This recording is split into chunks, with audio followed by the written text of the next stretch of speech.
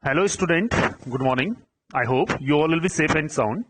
As we are discussing in the history, that is in the last chapter, we are discussing about the after India independence. So we saw the problem were being faced by the Indian government at the time when whoever the leaders were there, they took some of the initiatives to just cope up with these problems. So we were discussing after this one about the Constituent Assembly for framing of the Indian Constitution. So some part is remaining, so we are discussing it. The Constituent Assembly spent many days discussing the power of the central government versus those of the state governments. So whatever the Constituent Assembly was formed over there, it was discussing, it has spent many days for discussing about the power of the central and state governments. We saw the power will be given to the central government and we saw the power will be given to the state government. Some members thought that the center's interest should be foremost. Some of the members of the Constituent Assembly, they thought, so whatever the interest, whatever the power will be given to the central government, it must be prevail. Prevail means to say it must be more dominant. Only a strong center, it was argued, would be in the position to think and plan for a well-being of the country as a whole. So that is why what they did, they thought that if we will make more power will be given to the central government, so it would be in the position to think the plan for well-being of the whole country. Mean to say for the welfare of the whole country. Other members felt that the provinces, mainly the states, should have greater autonomy and freedom. Some members, they thought that we should give more autonomy and freedom to the state governments. A member from Mysore feared that under the present system, democracy is centered in Delhi and it is not allowed to work in the same sense and spirit in the rest of the country.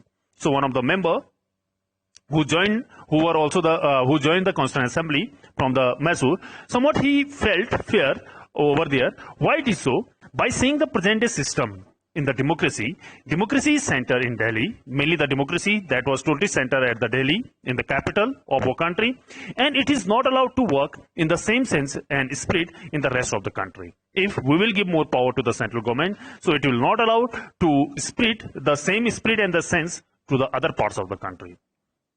A member from Madras insisted that, he told, the initial responsibility for the well-being of the people of the provinces should rest with the provincial government. So he told the starting responsibility for the well-being of the people, so the provinces, the states should rest with the provincial government.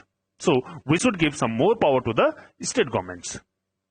Then the constitution sought to balance these competing claims by provided three lists of subject union with subjects such as taxes, defense and foreign affairs, which would be the exclusive responsibility of the center. A state list of the subjects such as education and health, which would be taken care of principally by the states, and a concurrent list under which some subject will be there like forest and agriculture, in which center and state both can join, both will have the responsibilities.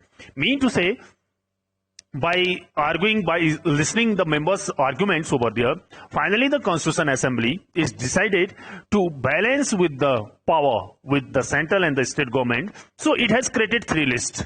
That is union list, which the power has been given to the central government. Central government has got the power to make the rules and regulation over these subjects, these points. There are, if you take the example as present, there are 97 subjects in the union list. Only the central government is having the power to make the rules and regulation over these subjects. And the second, they have told about the state list. At present, in state lists, if you take the example, so in state lists, there are approx 52 subjects. In these points, in these subjects, only the state government is having the power to make the rules and regulations. Like they have given here, such as education and health. But the education has been removed from the state list. Now it is under the concurrent list. Both the state as well as the central government, both can make the laws over the education. So education has been removed from there. So the third one list, that is about the concurrent list, both the state as well as the central government, both are having the power to frame the laws over the subjects. And if you take, there are 62 subjects in the concurrent list at present. After this one, after dividing like this the power, another major debate in the Constituent Assembly concern language. Another debate that is about the concern about the language. As we all know that So in India, in different parts, the different languages were spoken. Many leave. So here, after this one, many members believe that the English language should leave India with the British rulers. So many members of the Constituent Assembly, they believe that the English language should leave India. It must be should leave our country with the British rulers. Its place, they argued, should be taken by Hindi. So its place mainly, instead of English, now the Hindi must be the official language.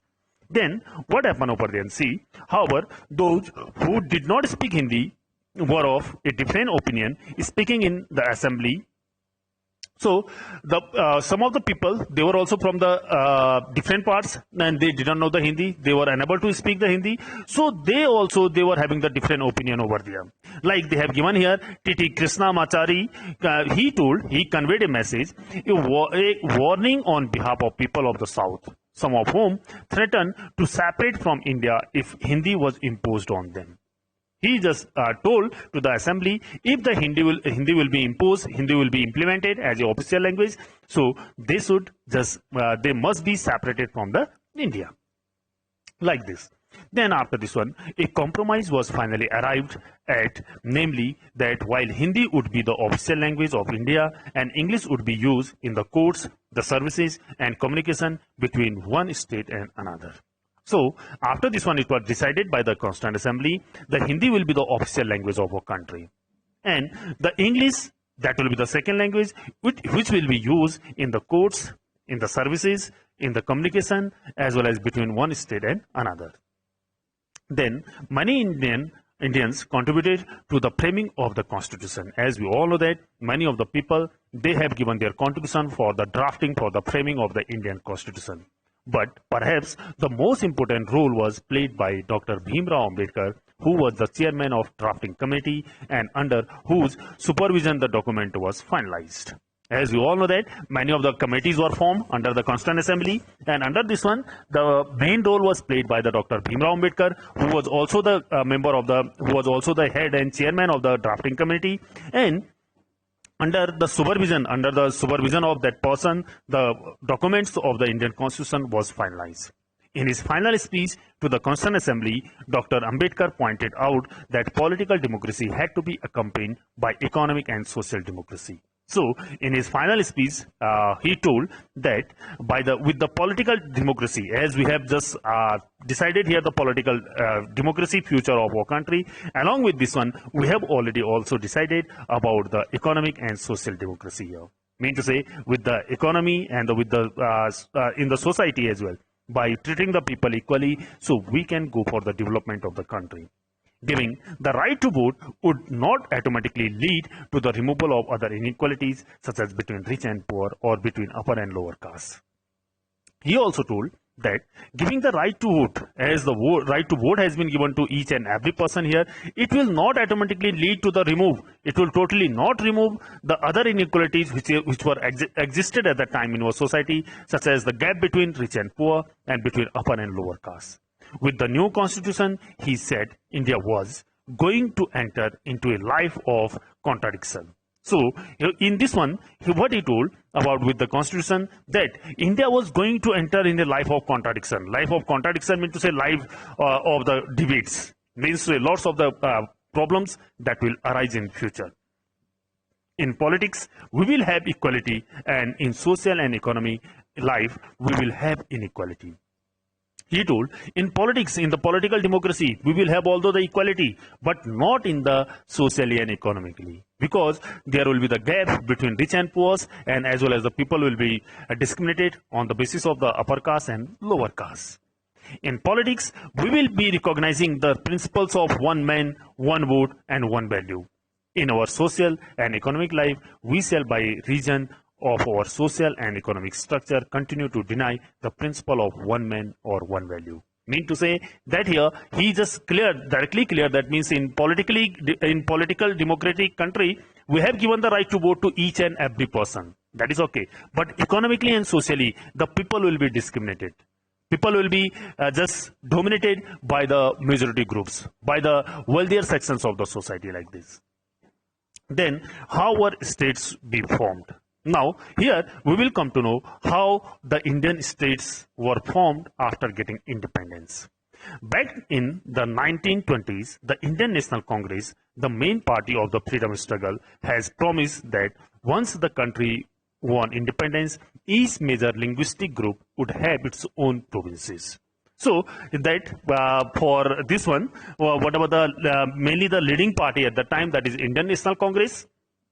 So they have told about the 1920s what the Indian National Congress promised to the Indian citizens if the India will get the independence. So whatever the linguistic groups were there, major linguistic groups, so they will have their own province. Own province means to say own states.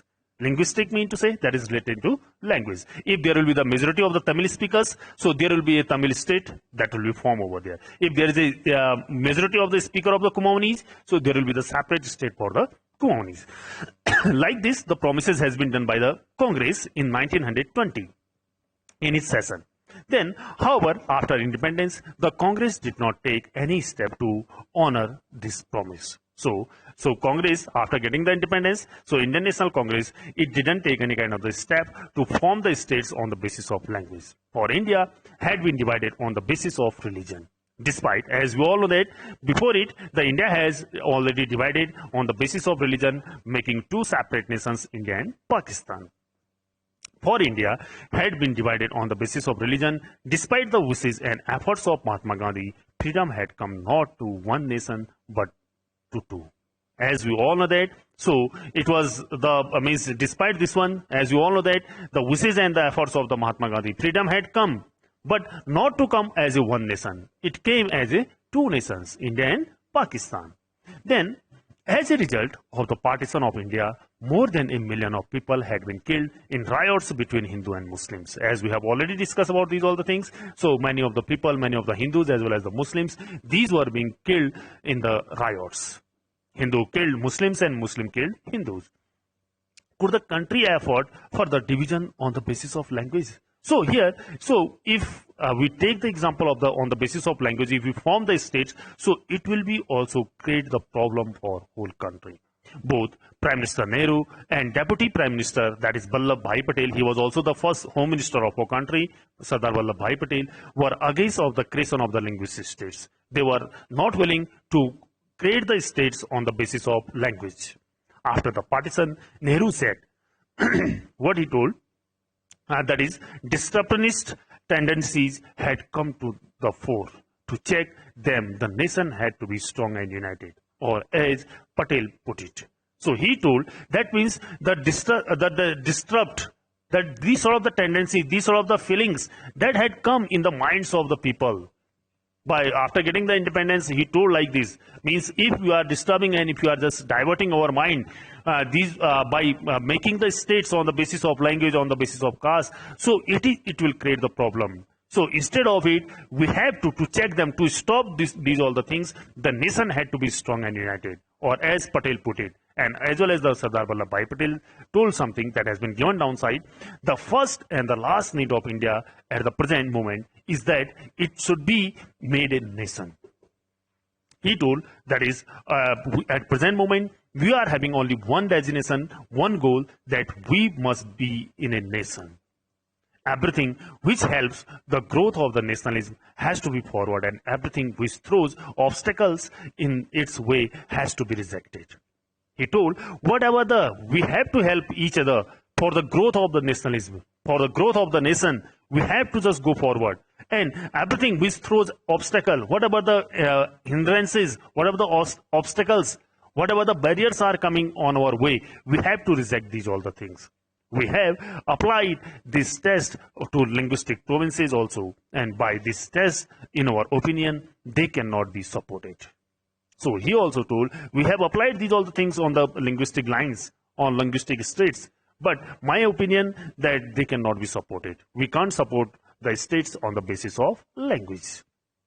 Then after, what he told, that the Congress leaders would now go back on their promises, created great disappointment. As we all know that this promise has been done by them, so now they just created the great disappointment for these states. The Kannada speakers, Malayalam speakers, the Marathi speakers had all looked forward to having their own states.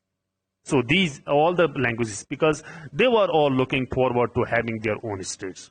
The strongest protests, however, came from the Telugu-speaking districts of what was the Madras Presidency. At that time, whatever the Madras Presidency over there, so what the Tamil speakers, what they did, they just protested against the Indian government. They just started this one thing over there.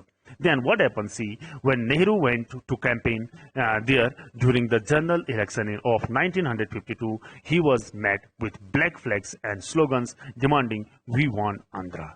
So what happened when our first Prime Minister, Pandit Nehru, when he went there for campaigning for the election of 1952 Lok Sabha elections, so he was just boycotted by the citizens, by the people over there, by showing him black flags and slogan demanding, "We want Andhra." Andhra means one separate state for the Tamils.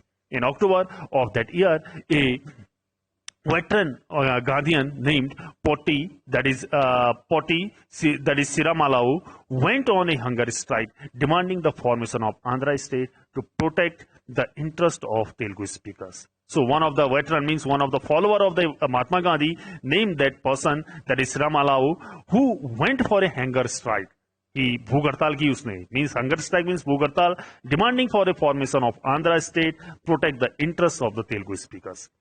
As the fast went on, it attracted much support. Hartal and Bunds were observed in many towns. So what happened? He got the support of other people as well. And so what happened after this one? The Hartals means the strikes, and that is closing of the markets that were observed in many towns over there.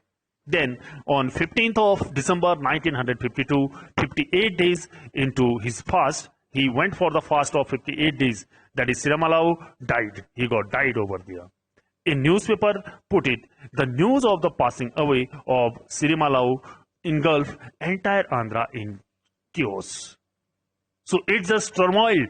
When the news was there that he got died, so what happened? That is, it engulfed. Engulf means to surround it by this news. And what happened? It just turmoil and it just disturbed the atmosphere, the environment of the Andhra Pradesh.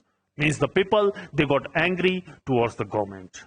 The protests were so widespread and interest of the central government was forced to give in the demands. So what happened when the protests by the people, it has spreaded in the more areas. So what happened after this one? The central government was forced, it was means helpless, and central government forced to give on its demand. Thus, on 1st of October 1953, the new state of Andhra came to being, which subsequently became Andhra Pradesh. The first state of our country, which was formed on the basis of language on 1st of October 1953, that was Andhra Pradesh. Then after the creation of Andhra, other linguistic communities also demanded their own separate states on the basis of language.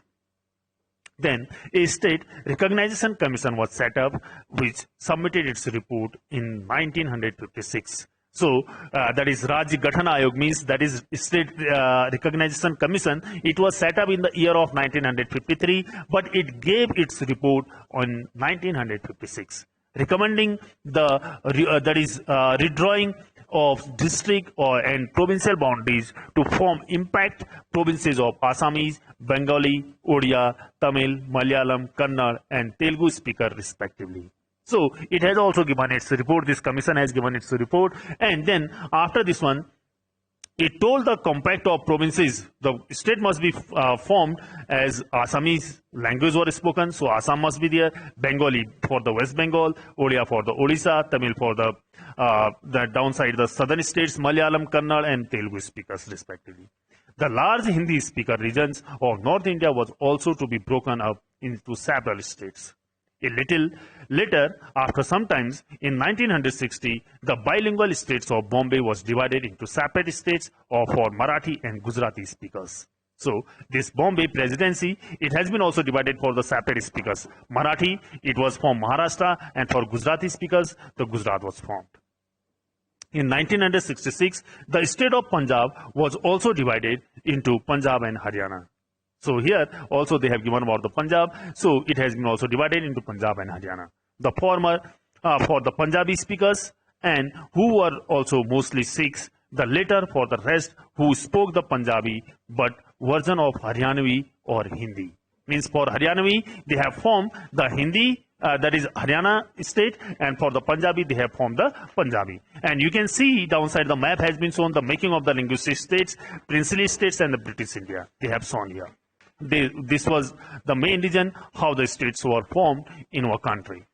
Then after this one, they have given about the planning for development, how the plans were being formed and how the which are the plans that were initiated by the Indian government for development of the country, that we will discuss in the next video. Okay.